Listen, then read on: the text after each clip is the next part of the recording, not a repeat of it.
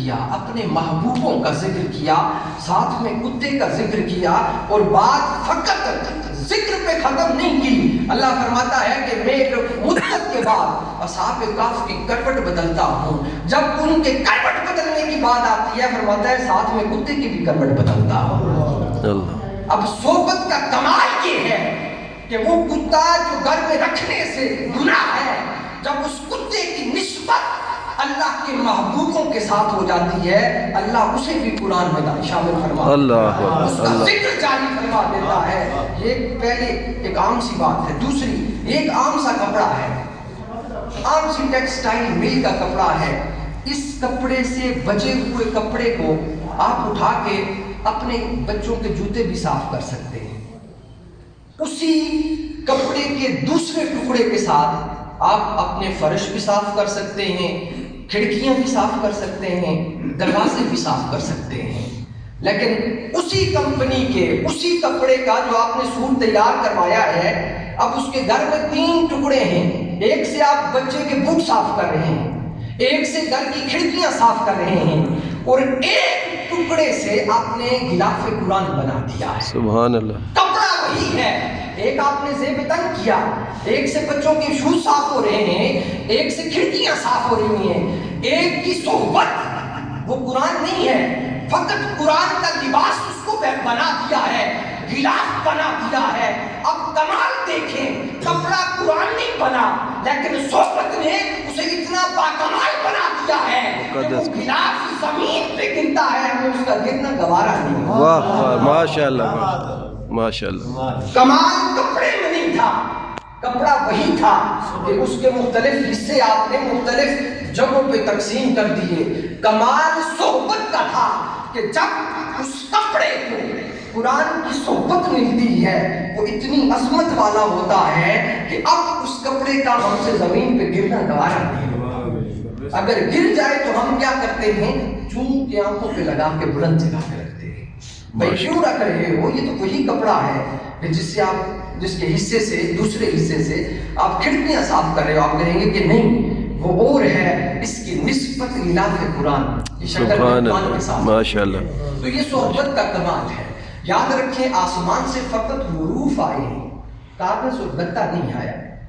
جو آپ قرآن پاک پڑھتے ہیں، اس کا گتا گجرانوالہ کی جو فیکٹریز ہیں، اسی فیکٹری میں آپ کے بچے کی رف کاپیز را مٹیریل سے بنا ہوا گتا ہوتا ہے، اسی پیپر کا قرآن کے حروف کے ساتھ جس کی نسبت ہے، اسی سے اعلیٰ کوالٹی کا پیپر آپ کے بچوں کی اسکول کی کتابوں میں۔ اکثر آپ نے ان کاپیوں میں دیکھا ہوگا کہ آپ جو ریڈی والے ہیں وہ سموسے اور پکوڑے ڈال کے دیتے ہیں، لیکن اسی فیکٹری سے جہاں سے وہ کاپیز تیار ہو کے آتی ہیں، آپ کے بچے لکھتے ہیں، پھر وہ کلو کے حساب سے مارکیٹ میں کے جی کے حساب سے سیل ہو کے ریڈی والے کے پاس پہنچ جاتی ہیں، وہ اس میں سموسے پکوڑے اور چپس ڈال کے دیتا ہے۔ اسی فیکٹری سے تیار کیا ہوا اسی میٹیریل کا ایک کاغذ جس پہ آپ نے سورہ فاتحہ رقم کر دی، سورۃ البقرہ رقم کر دی، سورۃ النساء رقم کر دی۔ اب کاغذ وہی ہے، اس کو صحبت قرآن کے حروف کی ملتی ہے، اب وہ اتنا عظمت والا ہو جاتا ہے کہ اگر بشر حافی شراب کے نشے میں دھت پڑا ہوا ہو اپنے شراب خانے میں، اسے وہ ورقہ بسم اللہ الرحمن الرحیم کی شکل میں زمین پہ پڑا ہوا نظر آئے، وہ اٹھا کے چون کے بلندی پہ رکھتا ہے۔ رب قاصد بھیج دیتا ہے کہ اے قاصد جاؤ میرے بشر کو میری طرف سے سلام بھیج دو، اس نے میرے نام کو بلند کیا ہے، اللہ اس کے نام کو بلندی عطا۔ سبحان اللہ سبحان اللہ۔ تو کمال کاغذ میں نہیں تھا، کمال حروف کی صحبت میں تھا۔ جب حروف کی صحبت اس کاغذ کے ساتھ لگتی ہے، اللہ اس کاغذ کو قرآن بنا دیتا ہے۔ سبحان اللہ۔ اسی قرآن کا ورقہ جب جناب بشر حافی اٹھاتے ہیں تو وہ شرابی تھے، جب اللہ کا پیغام آتا ہے، ہم تو انسانوں کے ظاہر کو دیکھتے ہیں، مفتی بن جاتے ہیں، فتوے لگا دیتے ہیں کیونکہ ہم نے اپنی ٹسلیں نکالنی ہوتی ہیں، لیکن اللہ ہمارے من سے واقف ہے، ہمارے اندر سے واقف ہے۔ وہ فرماتا ہے انسان میں نے تجھے سونا بنایا ہے، تو چند لمحوں میں جس انسان کو میں نے سونا بنایا ہے اس کی عزت کی دھجیاں اڑا رہا ہے، میں رب کبھی گوارا نہیں کروں گا کہ جس کو میں نے سونا بنایا ہے تو گلیوں محلوں میں اس کی عزت اچھال کر پھرے۔ اللہ۔ یہ جو عزت ملتی ہے، یہ جو سونا بننا، کھوٹ کی وجہ سے انسان جب دور ہو جاتا ہے، پھر سے اسے جب پروسیس میں لایا جاتا ہے، جب وہ سونا بنتا ہے تو اس میں کمال اس چیز کا سب سے جو اہم عنصر ہے وہ صحبت ہے۔ اپنی صحبتوں کو اچھی کر لیں، اللہ تبارک و تعالیٰ پھر سے آپ کو عروج عطا فرمائے گا۔ سبحان اللہ۔ بچے تو دنیا میں کروڑوں اربوں پیدا ہو گئے، لیکن حسنین کریمین جیسا کسی ماں نے بیٹا پیدا نہیں کیا۔ تھے تو وہ بھی ایک انسان کے بیٹے، ایک ماں کے بیٹے تھے۔